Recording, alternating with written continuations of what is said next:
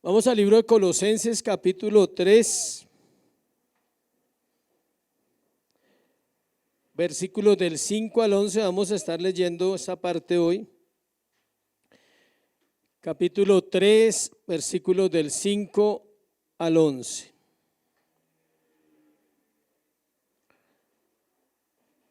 Mientras lo busca, hay un mal dentro del hombre que si no es vencido, ese mal nos vence a nosotros. Se llama pecado.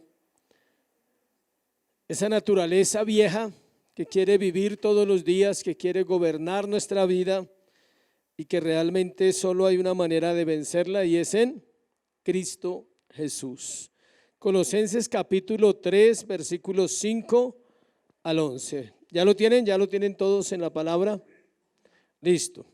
Dice así la escritura: haced morir pues lo terrenal en vosotros: fornicación, impureza, pasiones desordenadas, malos deseos y avaricia, que es idolatría.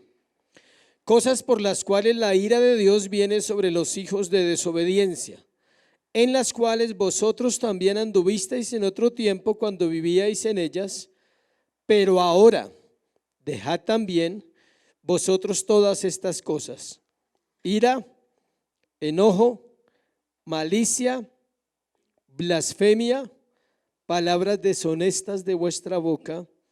No mintáis los unos a los otros, habiendo despojados del viejo hombre con sus hechos, y revestido del nuevo, el cual conforme a la imagen del que lo creó, se va renovando hasta el conocimiento pleno, donde no hay griego ni judío, circuncisión ni incircuncisión, bárbaro ni escita, siervo ni libre, sino que Cristo es el todo y en todos.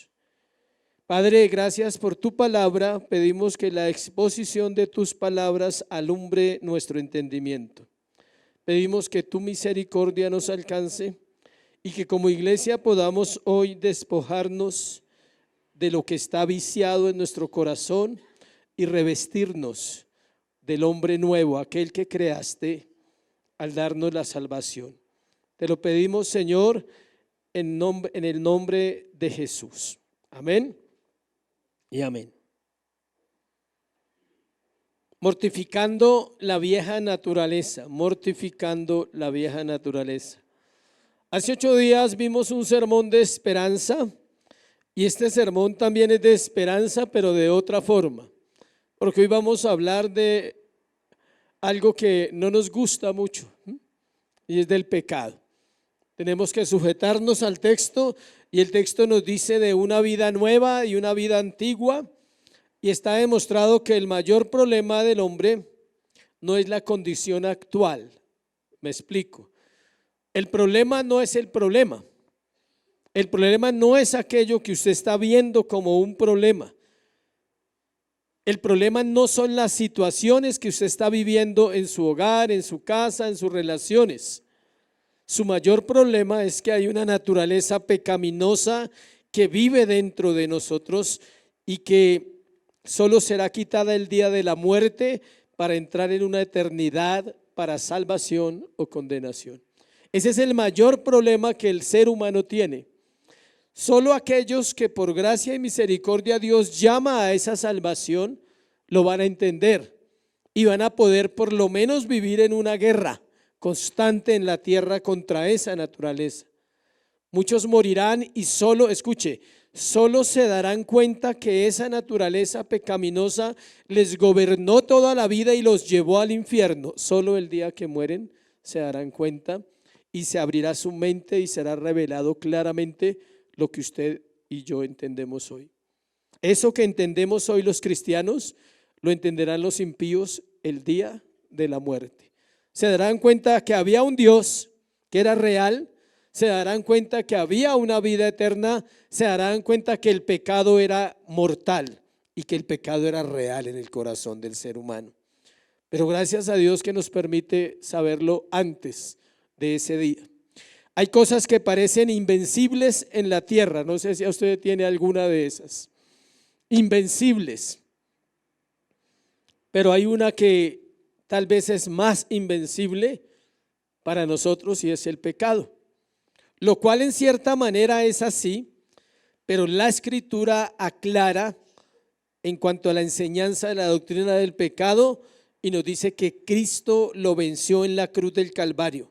Y que no solo venció el pecado, sino los efectos del pecado, que eran ¿qué? La condenación eterna y el infierno en la vida de las personas. El apóstol Pablo viene siguiendo una hilaridad en este capítulo. Arrancamos hablando de la vida del creyente escondida en Cristo, y al menos si a usted le quedó esta frase, me doy por bien servido en el sermón pasado, y es que busque las cosas ¿de qué? De arriba. Si usted aprendió eso hace 8 días, súper, valió la pena predicar hace 8 días. Si usted dice, uy, aprendí que debo buscar las cosas de arriba, tal vez no sé cómo, pero debo buscarlas, al menos quedó esa parte, porque a veces preguntamos el martes y no se acuerdan del domingo. Por eso les estoy haciendo esa aclaración.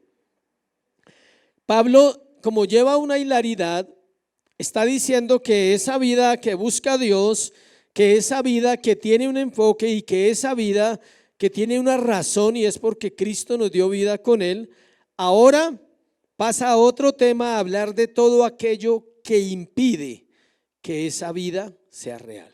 O sea, primero les presentó la vida por el lado positivo, les dijo, si pues habéis resucitado con Cristo, buscad las cosas de arriba. Y les explicó Pablo que era buscando las cosas de arriba con un enfoque claro, con una vida nueva que habían recibido, que podían encontrar esa vida. Hasta ahí fue hace 8 días. Ahora Pablo les va a decir qué es lo que tienen que quitar de su corazón, qué es lo que tienen que dejar.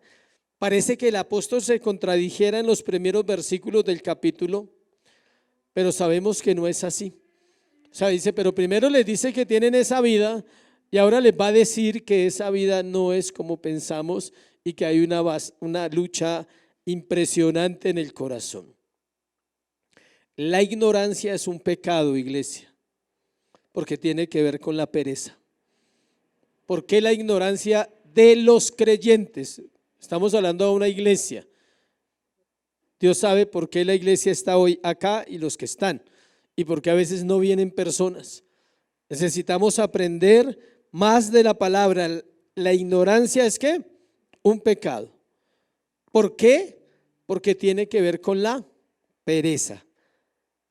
¿De quién? Del creyente para buscar las cosas de arriba y así dar la pelea en la tierra contra el pecado. Mire lo que dijo el puritano Richard Baxter en el siglo XVII respecto a este tema que vamos a hablar. Trate el pecado como éste lo trata a usted. No se compadezca de él. Así como él no se compadece de usted. Trátelo como debe tratar a un asesino. Hágalo morir antes que él lo haga con usted. Y aunque lo lleve a usted hasta la tumba, como le hizo a su cabeza, es decir, a Adán, no podrá mantenerlo allí. ¿Qué tal lo que dice Richard Baxter? Así debemos tratar el pecado, como un ¿qué? Asesino. ¿Cómo tratas a un asesino? ¿Cómo lo tratarías si tienes que enfrentarlo y tienes que defender tu vida contra un asesino que va a matarte a ti y a tu familia? Sacas fuerzas de donde no tienes, o sea, haces algo, tienes que luchar. Yo creo que se te olvida que eres cristiano, o sea, ¿sí? Si van a matar a tu familia y sabes que esa persona es un asesino, no está jugando, va a matar a tu familia. Así es el pecado. Ser cristiano es morir a uno mismo, al ego, al orgullo, a la ambición. Es postrarse humilde en sumisión al señorío de Cristo y recordar las palabras de Jesús. Si alguno quiere venir en pos de mí, niéguese a sí mismo, tome su cruz cada día y sígame. Es seguir el ejemplo de Pablo que dijo a los corintios, cada día muero. Primera de Corintios 15:31. Y la otra cita de Jesús, del Señor Jesús, Lucas 9:23. Pablo dijo a los corintios: cada día que muero, cada día batallo, cada día lucho. En este sermón vamos a examinar dos listas de pecado. Por un lado, vamos a hablar de los pecados que se relacionan con el amor pervertido. No se emocione, que no es el amor verdadero. ¿Que se relacionan con qué? Con el amor pervertido del hombre. Y por otro lado, vamos a mirar los pecados que se relacionan con el odio del hombre. Pero también vamos a mirar las razones por las cuales debemos cuidarnos de estas listas de pecados, y también vamos a mirar que el hombre se puede vestir constantemente de Cristo. Primero, haced morir lo terrenal, versículo 1, parte A. Solo esa frase. Versículo 5, parte A. Haced morir pues lo terrenal en vosotros. Solo vamos a mirar esa parte. Todavía no vamos a entrar a la hermosa lista. Haced pues morir ¿qué? Lo terrenal. Antes de adentrarnos en los pecados, hablemos de esta frase y lo que ella implica.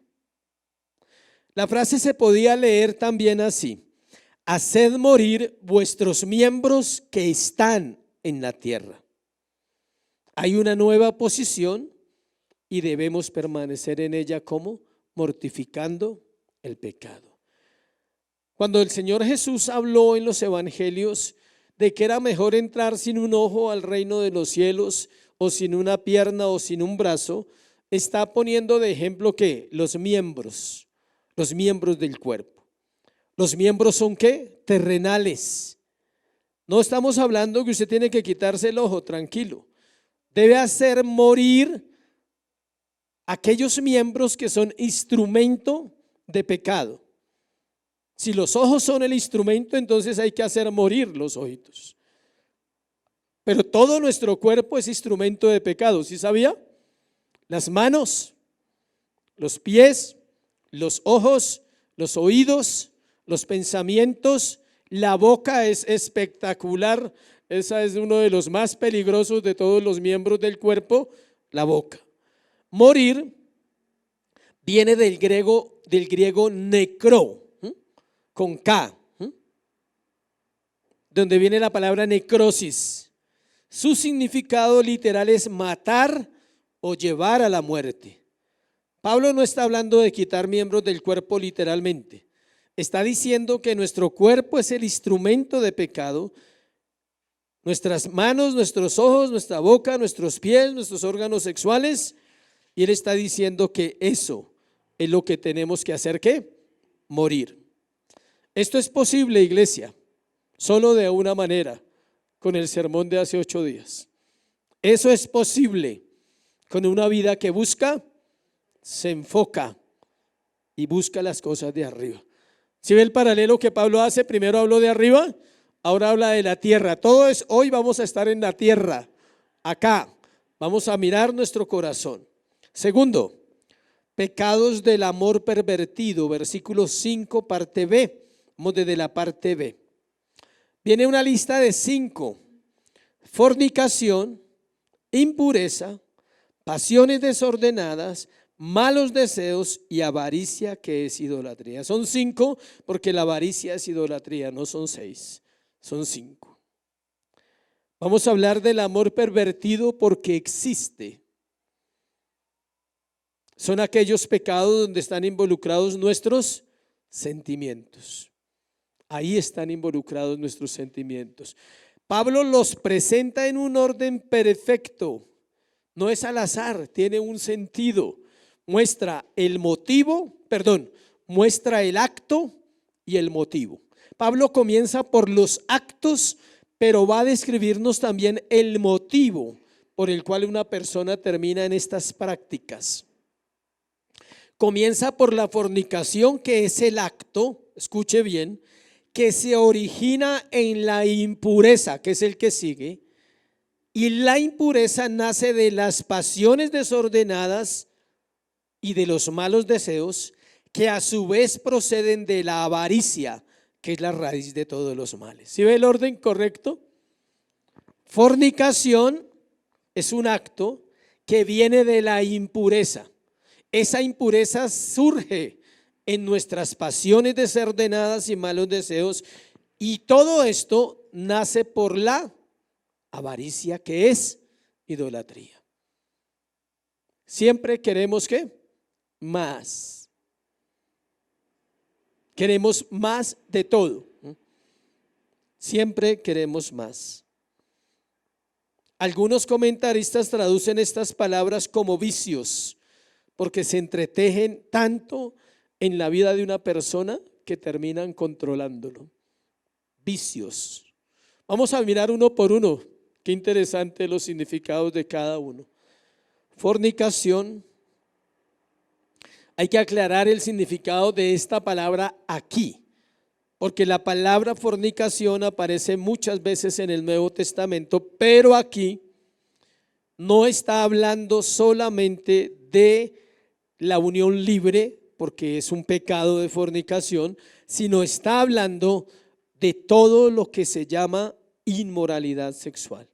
La fornicación aparece en varios textos como cabeza en los listados de pecado, pero no refiriéndose solo a una relación sexual fuera del matrimonio, sino a todo tipo de ¿qué?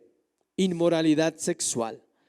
La palabra que se usa allí es porneia, porneia, con las 3 vocales al final, porneia, cuyo significado viene de 2 palabras que son, escuche, pornea, porneia y grape, y significaba en el griego exactamente escritura pornográfica.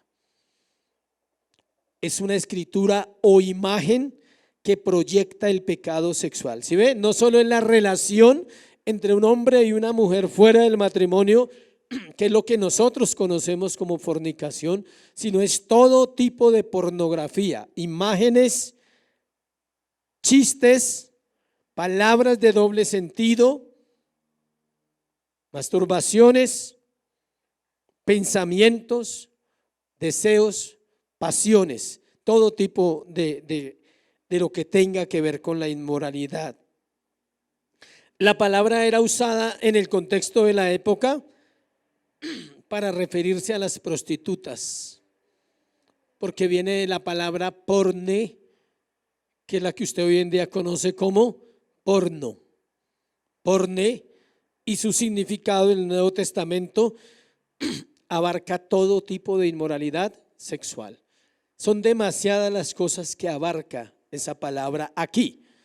En otras partes usted la puede encontrar y se refiere solo a ¿qué? A la relación de la pareja. Aquí no, aquí se refiere a todo tipo de inmoralidad que usted se pueda imaginar. ¿Puede una persona ser inmoral estando en una silla de ruedas? Total. Su mente impura, sus deseos y sus pasiones lo llevan a ¿qué? A pensar, a desear. ¿Puede ser inmoral solo con los ojos? Absolutamente. ¿Solo con la mente? Absolutamente. ¿Sí ve? A ese tipo de fornicación se refiere. Impureza. Esta palabra va más allá de un acto inmoral. Señala pensamientos e intenciones. Acatarsia, de donde viene la palabra catarsis, que el mundo usa para decir libérate, haz tu catarsis, libérate, haga lo que se le dé la gana, libérese. Sí, eso enseña el mundo. Si ha escuchado esa palabra catarsis, saque de adentro, haga algo, o sea algo que le libere su mente. Resulta que la palabra impureza es acatarsia. Habla de toda la inmundicia que puede haber en nuestra mente. La batalla de la impureza se origina en la mente, incluye palabras, gestos, chistes también. Están relacionadas la inmoralidad y la impureza, están relacionadas. Por eso Dios nos llama a la santidad. Acompáñame a Mateo 5:28, por favor. Un texto muy conocido, pero siempre necesitamos recordarlo. Mateo 5:28. Dice la Escritura, pero yo os digo, 27, oísteis que fue dicho no cometerás adulterio, pero yo os digo que cualquiera que mira a una mujer para codiciarla, ya adulteró con ella en el corazón. El Señor Jesús está hablando de los ojos, de la impureza que hay en los ojos de los hombres, en las mujeres también, pero es más específico ¿en quién? En los hombres. Y Marcos 7, 21, 22, que es para todos. Marcos 7, 21, 22. Marcos 7, 21, porque de dentro del corazón de los hombres, aquí no está hablando de masculino, sino de juntos, salen los malos pensamientos, ¿sí ve? Los adulterios, las fornicaciones, los homicidios, los hurtos, las avaricias, las maldades, el engaño, la lascivia, la envidia, la maledicencia, la soberbia, la insensatez. Todas estas maldades salen de dentro, salen y contaminan al hombre. Nadie, escuche esto, nadie se las enseña al hombre, ni a la mujer. Las tenemos ¿dónde? Dentro. Escuche esto tan importante. Todos los hombres nacidos en la tierra, o sea, todos, tenemos la capacidad de cometer todo eso y aún más. ¿Sabe por qué no sucede? Por la gracia común, no por la gracia especial. ¿Sabe por qué una persona en el mundo no practica todo ese listado y otro poco que hay en la Biblia? Por la gracia común, para que no se destruya. No podría vivir una persona si practica todos esos pecados, pero practica muchos pecados.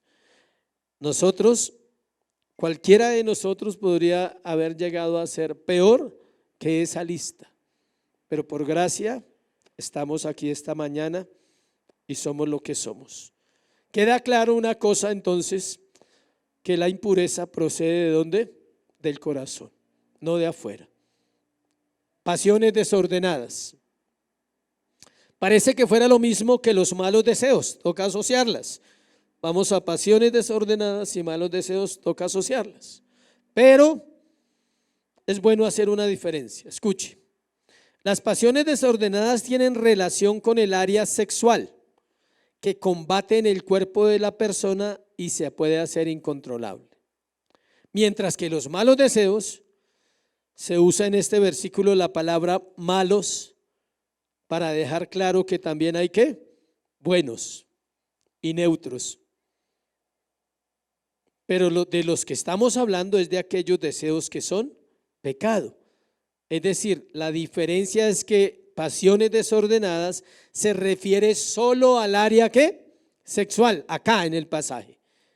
¿Por qué acá? Por la cultura, porque había demasiada inmoralidad en el momento en que Pablo está en la cárcel y está escribiendo a los colosenses. Pero los malos deseos son diferentes, son la sed desordenada, puede ser por satisfacción sexual o por otras cosas, tales como son la adoración de ídolos, las posesiones materiales, el renombre, la apariencia, el deseo de reconocimiento y muchos más entran allí. Todo deseo que sea malo entra acá. Pablo comenzó desde afuera, ahora nos devolvemos, comenzó desde afuera, fornicación, prácticas externas del pecado, y nos va llevando ¿a dónde? A lo profundo del corazón, de donde brota solo pecado. Por eso cierra la lista con la raíz de los anteriores: avaricia, que es idolatría. Pleonexia es avaricia. Este término se divide en dos palabras: pleón avaricia. Vamos a hablar de la avaricia, que es ¿qué? Idolatría. Y el término en griego es pleonexia. Este término se divide en dos partes. Pleón, que significa más, y exo significa tener. Es decir, que es sencillamente querer tener más.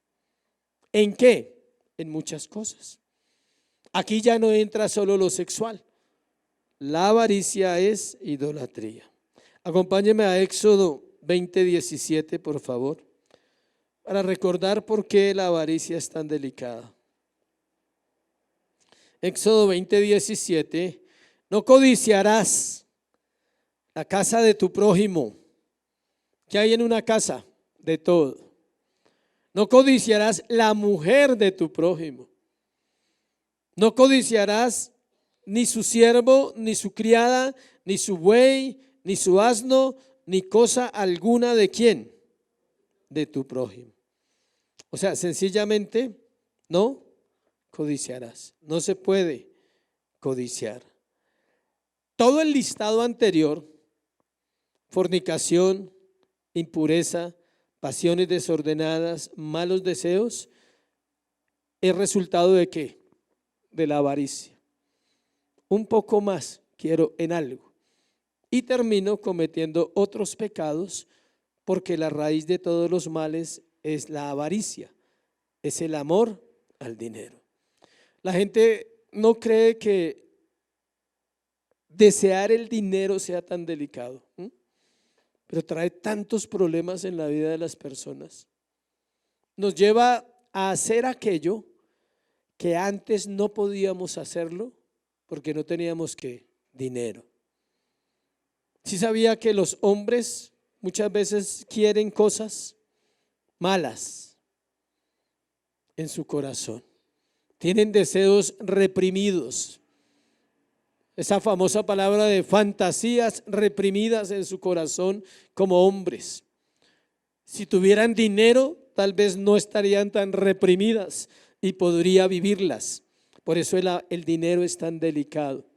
Las mujeres quieren cosas, objetos tal vez, no hombres, pero sí objetos. Quieren llenar de pronto el zapatero mucho, ¿sí? O sea, quieren llenar muchas cosas. El dinero cumple esa función a veces de conceder aquellos deseos que no todos son buenos. Yo creo que hay un límite para todo lo que nosotros tenemos, hablando de lo físico y hablando de los cristianos.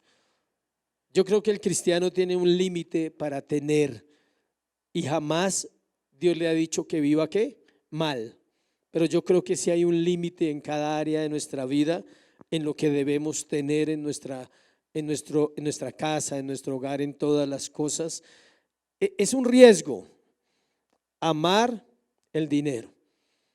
El dinero no es malo, pero tampoco es bueno, es neutro. El dinero no te dice qué comprar, tú compras porque quieres comprar. El dinero no te dice a dónde ir, no, tú lo usas para ir a donde quieres. O sea, el dinero no tiene vida, no tiene espíritu, no tiene alma, es tu alma la que ama el dinero. El dinero no te ama a ti. Él no puede amar porque no tiene sentimientos, no ama a nadie, pero nosotros sí lo amamos. Y la avaricia comienza deseando un poco más de algo que ya tengo y que es suficiente. Note que la avaricia no es no tener, porque la gente se excusa ahí. Algo que ya tengo y que es ¿qué? Suficiente. Tengo una mujer, es suficiente. Ya. No necesito dos. Tengo una y es ¿qué? Suficiente. Con una basta. No hay necesidad de más. Dos, tengo comida suficiente. Estoy convencido que aquí nadie aguanta hambre. Convencido por el grupo que nos conocemos como iglesia. Nadie aguanta hambre, nadie puede decir, uy, pastor, es que usted no sabe que en mi casa no hay comida. Estoy seguro que todos comemos y comemos ¿qué? Bien. y muchas cosas ya están. No necesitamos más. La pregunta es, ¿para qué quiere tanto? Es diferente. Si usted quiere para la obra del Señor, es diferente. Hay un testimonio de un hombre que en Estados Unidos él se propuso hacer $1.000.000. De ahí sacaron la famosa invitación a hacer el primer $1.000.000, ¿sí? Y él lo hizo. Y él se dio cuenta que si él seguía en esa tónica, nunca iba a parar, porque después de uno, pues quería el otro, y luego el otro, y él paró y se dedicó a servirle al Señor. Solo con ese $1.000.000 lo puso a trabajar y no trabajó más, nunca más volvió a trabajar en su vida y se sostenía de eso, de lo que logró hacer hasta los 40 años. A los 40 años tenía un capital y no hizo más. Dijo, no, yo no voy a hacer más capital. Voy a usar ese capital para Dios. Y así vivió el resto de su vida. Bien, o sea, nunca volvió a aumentar, simplemente lo sostenía, ¿sí? Lo movía y lo sostenía. Pecados de odio. Vamos a hacer un salto en la estructura de los versículos. Usted notará que vimos capítulo 3, versículo 5, ¿cierto? Ahora no vamos a seguir al 6 al 7, sino vamos a pasar al 8 y al 9, para luego entrar a las razones. A veces los sermones tienen que ser así. Versículo 8 y 9 vamos a mirar. ¿Pecados de qué? De odio. Abordaremos el pasaje de esta forma y luego nos devolvemos. Luego veremos las razones por las cuales debemos mortificar el pecado. Primero la lista de estos 5. Ahora son 6 y estos son de índole social. Los primeros eran de índole ¿qué? Sentimental, amor pervertido, mortificarlo todos los días, ese amor pervertido. Si usted dice, Señor, mortifica mi amor pervertido por algo, ¿sí? A veces ni sabemos cómo orar. He ido aprendiendo a orar diferente, decirle, Señor, sí hay maldad, sí soy débil, todo el tiempo soy débil. Cada vez que reconoces tu debilidad ante Dios, tienes esperanza de no ser dañado por el pecado. Si tú no crees que eres débil, es el peor engaño que un creyente pueda tener, pensar que va a vencer. Todos los días debo reconocer ¿qué? Mi debilidad, porque ella se manifiesta en mi pecado. Cada pecado que cometemos, escuche, manifiesta mi debilidad, mi naturaleza caída. Está diciéndome, aquí estoy presente, no te has deshecho de mí, no me has sacado, no has logrado matarme totalmente porque aquí estoy presente.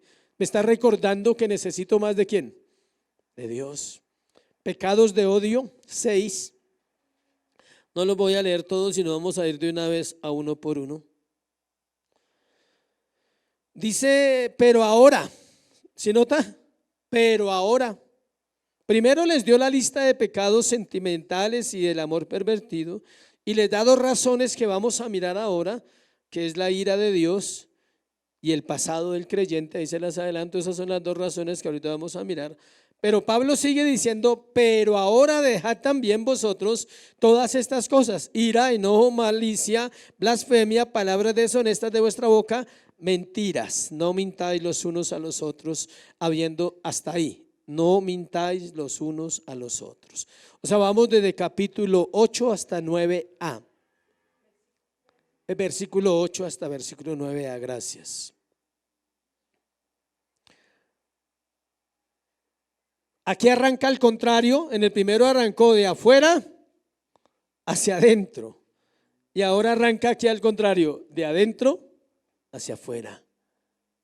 La ira.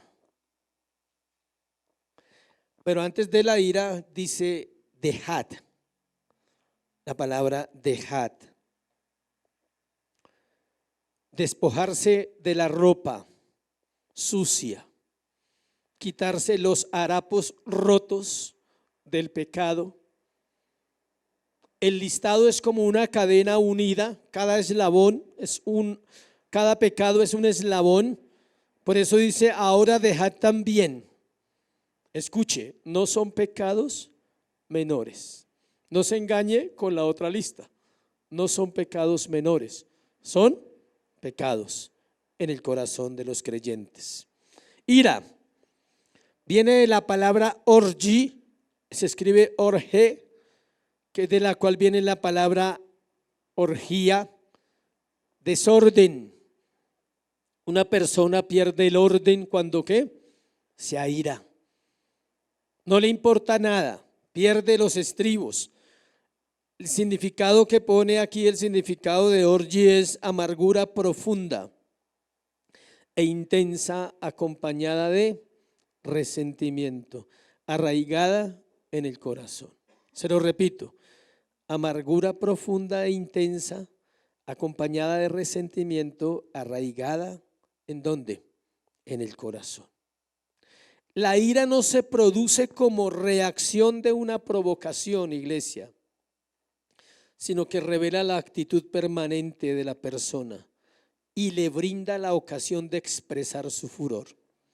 Le repito, la ira no se produce como reacción a una provocación, sino que revela la actitud permanente de la persona y le brinda la ocasión de expresar su furor. El creyente debe ser ¿qué? Tardo para la ira, dice Santiago. Tardo para la ira. Debe demorarse ¿en qué? En hablar, para no embarrarla. Debe demorarse en hablar. Santiago 1, 19, 20. Enojo viene de la palabra tumos, de la cual viene otra palabra interesante, timón. Tumos con TH, tumos. Y de esa palabra viene una palabra que se llama ¿qué? Timón. Es decir, que el enojo puede gobernar una vida. Está relacionado a la ira. Son pequeñas explosiones de ira, porque la persona está enojada. Se convierte en un estado de enojo. No que le hicieron enojar, sino que tiene un enojo interno que no ha logrado distinguir y estalla de vez en cuando con pequeñas explosiones de ¿qué? De ira. Para algunos se puede volver una condición estar enojados por todo. Para algunos se puede volver una condición. Malicia. La palabra es kakia, con doble K. Suena fea esa palabra, ¿no? Kakia. Carácter vicioso que busca hacer mal a otro. ¿Sí ve que va de adentro hacia afuera? Al igual que la otra lista, están unidos. La ira manifiesta el enojo, y una persona que tiene ira en su corazón y enojo en su vida es maliciosa hacia los demás. No puede hacerles el mal, pero les desea el mal. Es malicia cuando piensa de otras personas. Es una predisposición hacia otra persona. Es pensar y querer que a los demás no les vaya como a mí. Lo triste es que a usted le va a ir mal si piensa así. Entonces a los demás les va a ir bien. Se le va a cumplir. Si usted piensa que a los demás no le va a ir como a usted no le va a ir bien si tiene malicia en su corazón. A ellos les va a ir bien y a usted le va a ir ¿qué? Mal. Se cambia la situación. Blasfemia. Esta palabra se usa cuando se refiere a Dios, escuche. Blasfemia. Pero hay otra cuando se refiere a los hombres que toca usarla, y es calumnia. O sea, usted no puede blasfemar contra un hombre. Sería que usted fuera Dios. Solo puede blasfemar ¿contra quién? Contra Dios. Contra los hombres puede ¿qué? Calumniar. Pero cuando usted calumnia a otra persona, blasfema contra Dios. Cuando usted calumnia, blasfema contra Dios por una razón, porque Dios lo creó. Ahí no está diciendo que sean cristianos o no, aclaro, iglesia. Esto es de mucho cuidado. No podemos hablar mal de las personas sin saber nada de la vida de las personas. ¿Se acuerdan la parábola que una vez compartimos? Solo sabemos eso, lo que usted vio o lo que usted escuchó. Usted no sabe más. Usted no puede blasfemar, no puede calumniar a una persona porque usted no sabe la historia de esa persona. Usted no sabe por qué está en esa vida que está. Y nosotros somos muy dados a emitir juicios y prejuicios sobre personas por sus comportamientos pecaminosos escandalosos. Conocemos los pecados de ciertas personas que son públicos, que ya no tienen vergüenza y hacen lo que quieren, y nosotros caemos tal vez en calumniar, en decir más de la cuenta. Se nos olvida que esa persona sigue siendo ¿qué? Una creación de Dios. Es una creación de Dios. No está diciendo que es un hijo, es una ¿qué? Creación. Y cuando hacemos esto estamos blasfemando el nombre de Dios. No sabemos qué va a pasar con esas vidas, debemos orar.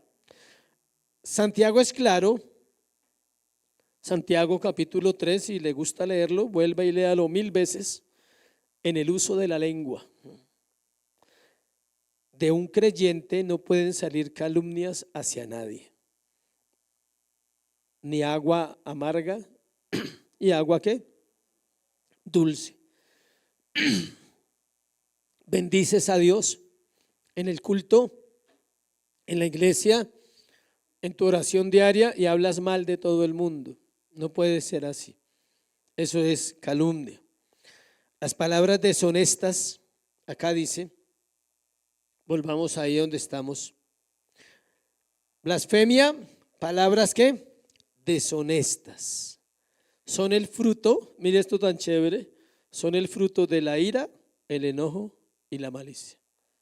Las palabras deshonestas son el fruto de la ira, el enojo y la malicia, cuyo propósito es herir y hacer daño a otros. Efesios 5:4.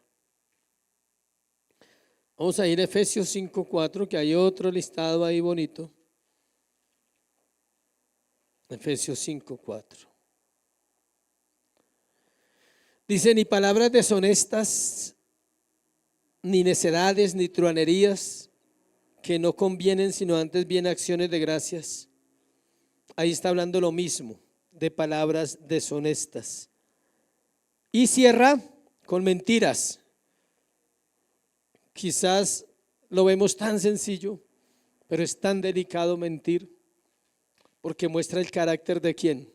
De Satanás. Hay gente que a uno le dice: ¿qué es lo que a usted más le molesta en la vida? Dice: que me digan mentiras.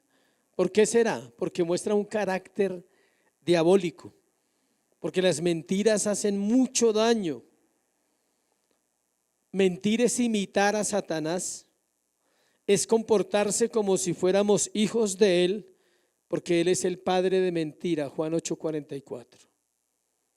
Si es así, ¿cuán dañina entonces es la mentira y el mentiroso? Demasiado daño se hace a través de las mentiras. Después de los dos listaditos, entonces pasemos a las razones. Devolvámonos en el texto. Razones para mortificar el pecado. Hay dos nomás. Solo dos razones, versículo 6, versículo 7. Cosas por las cuales la ira de Dios viene sobre los hijos de desobediencia. La primera razón es que el pecado acarrea juicio de Dios. Esa es la primera razón. La ira de Dios es su eterno aborrecimiento de toda impiedad. Es el desagrado e indignación contra el mal. Esa es la ira de Dios. Su eterno aborrecimiento de toda impiedad es el desagrado e indignación contra el mal. Es la santidad de Dios movida a actuar contra el pecado. Imagínense la santidad de Dios movida a actuar contra el pecado. Si quiere indagar más sobre la ira, puede leer Romanos 1:18. Dice que la ira de Dios se revela desde el cielo sobre todos aquellos que impiden ¿qué? La verdad. Los que no tomaron en cuenta a Dios. Romanos 1:25. La buena noticia que nos da el libro de Tesalonicenses es que los cristianos hemos sido librados de la ira de Dios y ahora podemos recibir ¿qué? Disciplina y corrección. Si un creyente cae en una de esas dos listas de pecados, si es nacido de nuevo, no va a recibir la ira, va a recibir ¿qué? Disciplina y corrección. Si practica esos pecados y se queda en esos pecados y nunca vuelve a Dios, no era un hijo de Dios, se quedó ahí en su vida así. No hubo una transformación, no hubo un cambio. La segunda razón es que el pecado es parte del pasado del creyente, en las cuales, versículo 7, vosotros también anduvisteis en otro tiempo cuando vivíais en ellas. Es decir, todo esto que hemos leído, eso éramos nosotros. Yo no sé usted, pero yo sí. Yo no puedo decirle a usted quién era, pero yo sí puedo decir que todo eso lo viví profundamente en mi pasado. Todas. Ni una de esas faltó en mi vida. Y aún tengo que seguir trabajando sobre cosas que se manifiestan en mi vida. ¿Por qué? Porque las practiqué. Si usted practicó alguna de esas, una nomás, alerta porque va a volver, va a insistir. El pecado parece que tuviera ¿qué? Vida. Es un muerto peleando por vivir en su corazón. Es una naturaleza caída que no se resigna. El creyente que ha sido salvo sabe bien. Escuche, el creyente que ha sido salvo sabe bien lo que es vivir en pecado, debe saberlo. Jamás lo va a olvidar. Uno quisiera olvidar los pecados, ¿no? Pero no, Dios no nos concede eso aquí en la tierra. Siempre vamos a recordar lo que fuimos. También sabe identificar, aunque se haga el loco o la loca, también el creyente sabe identificar cuando lo está viviendo otra vez. Él sabe si hay avaricia, él sabe si está mintiendo, sabe si hay palabras deshonestas. No necesita que el pastor le diga, él lo sabe. ¿Cómo es posible que alguien que se ha enriquecido quiera otra vez la pobreza? ¿Cómo alguien libre puede desear la cárcel? ¿Cómo una nueva criatura quiere actuar como una vieja criatura? Solo los marranos viven cómodos en la cochera y solo los esclavos no disfrutan la libertad. Así somos. Solo los marranos son felices ¿dónde? En la cochera. Pero el creyente a veces quiere volver a eso. Cuarto, revestidos de Dios. Revestirnos de Dios mortifica el pecado. Entonces, resumamos. Una lista de pecados del amor pervertido, ¿cierto? Una lista de pecados de odio. Luego, dos razones por las cuales no podemos practicar esos pecados. Y finalmente, revestirnos de Dios mortifica el pecado, versículo 9b hasta el 11. Vamos a leer la última parte del 9b, que es muy bonita. La parte A dice, no mintáis los unos a los otros. La parte B dice, habiéndoos despojado del viejo hombre con sus hechos. ¿Dice que usted se va a despojar mañana? No, habiéndoos despojado. O sea que es algo que ya que sucedió. La ropa sucia fue cambiada en la cruz del Calvario. Las vestiduras que Dios nos dio son vestiduras de justicia y de santidad y no podemos volver a empuercarlas. Aquí hay una secuencia en los dos versículos. Mire la secuencia: despojarse, revestirse, renovarse. Esas tres palabras están ahí. En el 9 dice despojaos del viejo hombre con sus hechos. En el 10 dice revestidos y luego dice que renovando. Es una secuencia, hay una secuencia de actos. No me puedo vestir si no me despojo.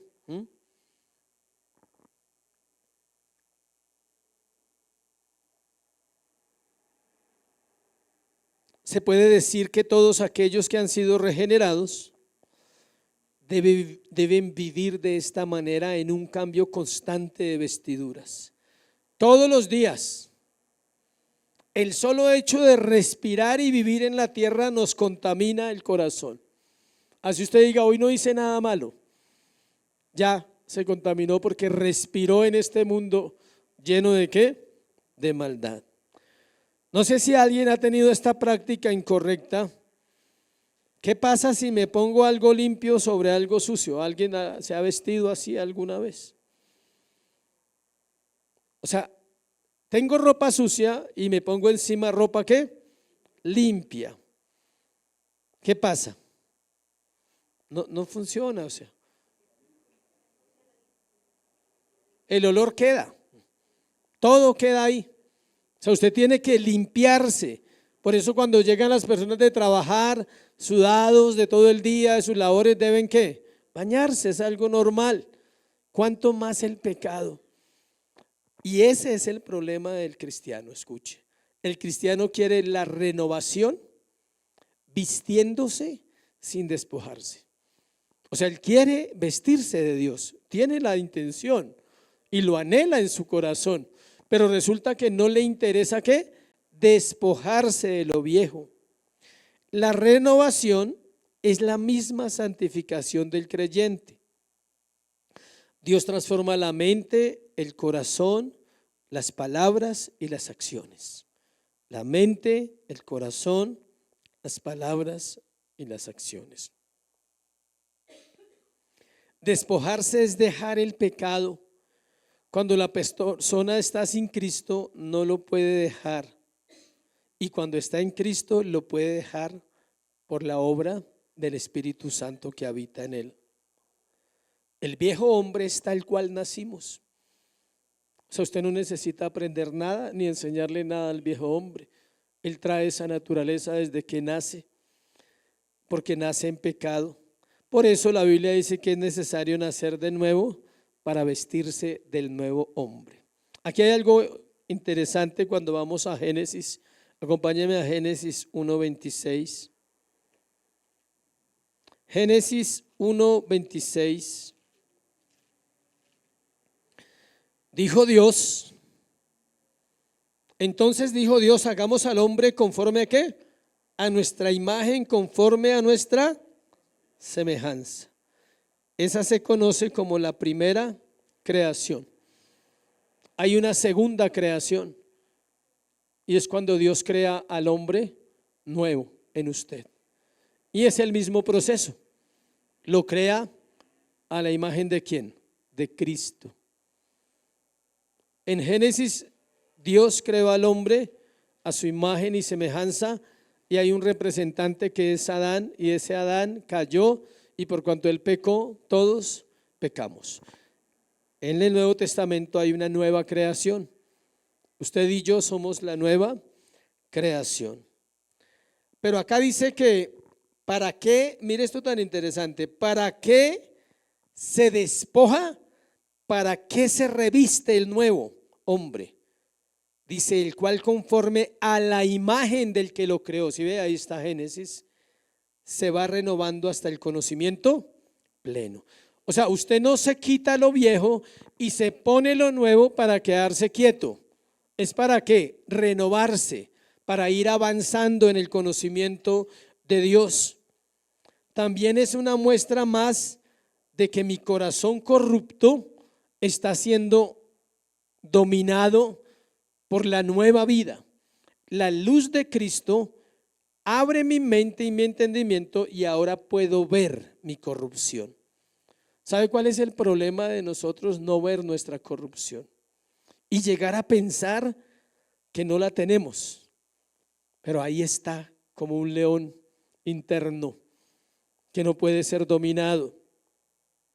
Y finalmente el versículo 11 dice, donde no hay griego ni judío, circuncisión ni incircuncisión, bárbaro ni escita, siervo ni libre, sino que Cristo es ¿qué?